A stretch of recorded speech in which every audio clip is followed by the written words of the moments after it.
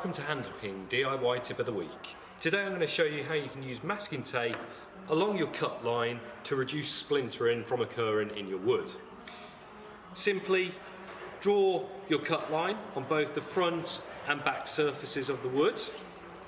Then stick some masking tape over the cut line on the back. Make sure it's pushed down firmly. Wrap around the edges. With the cut line on the back of the board facing downwards, masking tape facing to the floor, start sawing through the wood.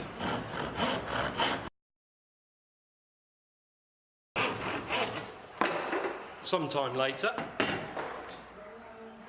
once you've cut all the way through your wood, peel off whatever remaining tape is on the edge, and as you'll see, you have a nice clean cut.